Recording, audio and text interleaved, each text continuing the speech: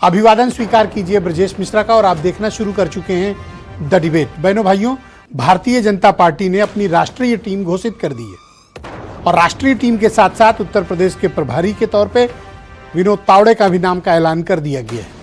BJP की जो राष्ट्रीय टीम बनी है उसमें उत्तर प्रदेश के हिस्से में क्या आया, भारतीय जनता पार्टी ने 2024 से क्या सीखा और क्या वो इसको पिछली बार की गलती को ठीक करते हुए इस बार क्या जो टीम आई है वो सही डिलीवरी कर पाएगी।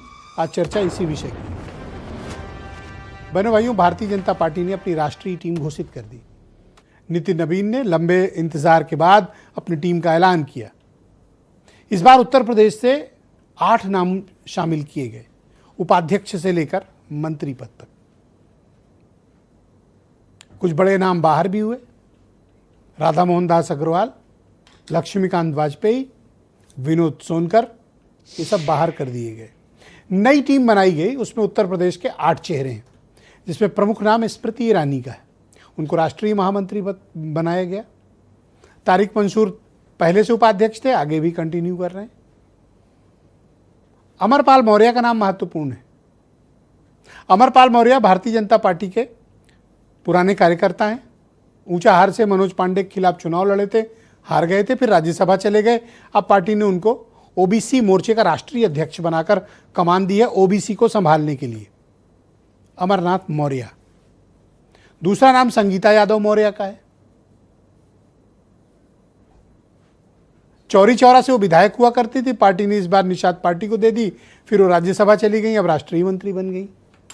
तो बीजेपी ने जो इस बार कॉम्बिनेशन तैयार किया है उसमें एक नाम हरीश द्विवेदी का है। हरीश द्विवेदी को राष्ट्रीय महामंत्री बनाया गया, उनका कद बढ़ाया गया। गोरखपुर जोन से एक महामंत्री पद लिया गया अग्रवाल जी का, तो द्विवेदी जी को दिया गया। अब यही राष्ट्रीय टीम है और 24 घंटे भी नहीं बीते कि विनोद तावड़े का नाम प्रभारी के तौर पर घोषित हुआ। यह है बीजेपी की टीम। अब इसी टीम के साथ 27 का चुनाव होने जा रहा है। अब 2-3 प्रश्न मैं आपके समक्ष प्रस्तुत करता हूं, उनका आज उनकी हम समीक्षा भी करेंगे। भारतीय जनता पार्टी ने क्या जातिगत इक्वेशन देखा, या फिर यह देखा कि इन जिन नेताओं को उन्होंने संगठन में बड़े पद दिए इनका कोई जनाधार भी है? क्या ये अपनी जातियों का वोट बीजेपी के साथ जोड़ पाएंगे? क्या ये कास्ट इक्वेशन में बीजेपी के लिए मुफीद होंगे? और मैं बार बार कहता हूं कि जो पिछले एविडेंस हमारे पास मौजूद हैं इलेक्शन के, वो बड़े इलेक्शन के, वो है पार्लियामेंट का इलेक्शन, उसमें जो जातियां बीजेपी की कट्टर वोटर थी वो कैसे मूव करके अपोजिशन की तरफ गई। क्या ये जो नई टीम आई है उसे रोक पाएगी? खास तौर पर मैं नान यादव ओबीसी कैटेगरी की बात कर रहा हूं। क्या ये रुकेंगे? और यही रोकना भारतीय जनता पार्टी के लिए सबसे बड़ी चुनौती। क्या उन चुनौती का सामना करने के लिए यह टीम तैयार है और क्या ऐसा कर पाएंगे? और मैं फिर इस बात को कह रहा हूं कि जिनको चयन किया गया है उनके जनाधार भी देखे जाने चाहिए कि क्या वो अपनी कम्युनिटी के वोट को मोबिलाइज कर पाने की स्थिति में है या सिर्फ एक जाति लगी हुई है, इस कारण इक्वेशन में फिट है। लेकिन बीजेपी की इस लिस्ट में पीडीए का दबाव स्पष्ट है और वो बीजेपी की सूची में, बीजेपी के कार्यक्रमों में और अभियानों में सर्वथा दिखाई भी देती है। तो अब सबसे बड़ी चुनौती का सामना करने का वक्त आ रहा है 2027। अब कुछ आंकड़े हैं जिन पर बात होनी चाहिए, चर्चा एविडेंस बेस्ड होनी चाहिए। 2024 के चुनाव में समाजवादी पार्टी 37 पार्लियामेंट्री सीट जीत कर आई, कांग्रेस 6। समाजवादी पार्टी इन पार्लियामेंट्री सीट्स में 183 असेंबली सेगमेंट जीत के आई, जहां उसको 40% से 50% तक वोट शेयर थे। यानी एक गंभीर चुनौती है। कांग्रेस का मैं इसमें सीट नहीं जोड़ रहा हूं, अकेले समाजवादी पार्टी और 36.5% का वोट शेयर। अब आ जाइए भारतीय जनता पार्टी, ज्यादा पीछे नहीं थी लेकिन अपने वास्तविक टैली से बहुत पीछे।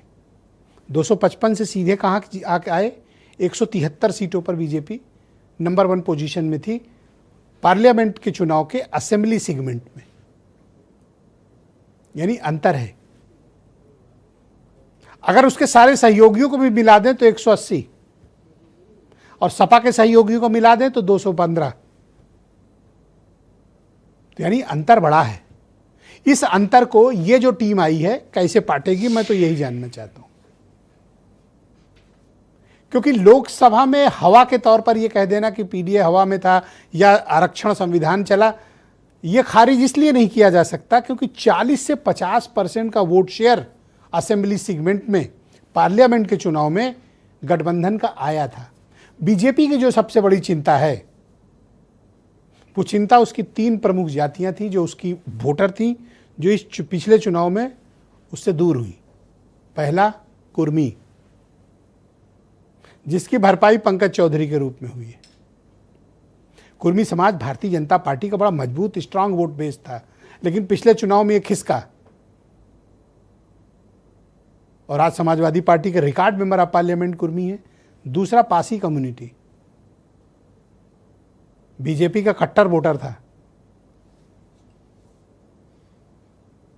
और वो वोट भी मोबिलाइज हुआ। और तीसरा कुशवाहा, अब पार्टी को लगता है कि अमरपाल मौर्य ले आएंगे, लेकिन उनसे भी बड़े नेता हैं उत्तर प्रदेश में तो केशव मौर्य।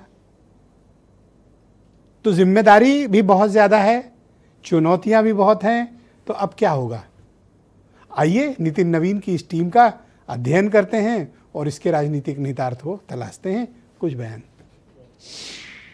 2 उपाध्यक्ष, 2 महामंत्री, उत्तर प्रदेश के वरिष्ठ नेताओं को देकर उत्तर प्रदेश में भारतीय जनता पार्टी के कार्यकर्ताओं के उत्साह को बढ़ाने का काम राष्ट्रीय नेतृत्व ने किया है। विनोद तावड़े जी जैसे अनुभवी प्रभारी बनाकर भेजना 2027 की लड़ाई भारतीय जनता पार्टी के लिए बहुत आसान होने वाली। उत्तर प्रदेश का भविष्य की कमान उत्तर प्रदेश की मालिकों, उत्तर प्रदेश की जनता के हाथ में है। 10 साल बहुत ठगे गए, 10 साल में बहुत पीछे गए और पेपर चोर, चाहवा चोर, खाद चोर के हाथ में सरकार नहीं देनी है। और जो रास्ता अखिलेश यादव जी ने, समाजवादी पार्टी ने दिखाया था विकास का, ग्रोथ का, हाईवे का, आईटी-सीटी का, उस रास्ते पे चलकर उत्तर प्रदेश अपने प्रगति के पथ पर आगे बढ़ेगा। कितनी भी कवायद कर ले तो 8 के बजाय 18 बना दे उत्तर प्रदेश से, फिर भी उत्तर प्रदेश इनका सफाया तय है, निश्चित है।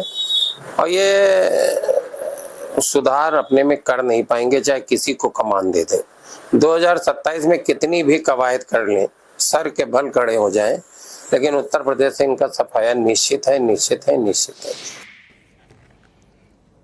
तो बहनों भाइयों, आज की परिचर्चा को आगे बढ़ाएंगे। दिनेश प्रताप सिंह उत्तर प्रदेश में भारतीय जनता पार्टी के मुख्य प्रवक्ता हैं।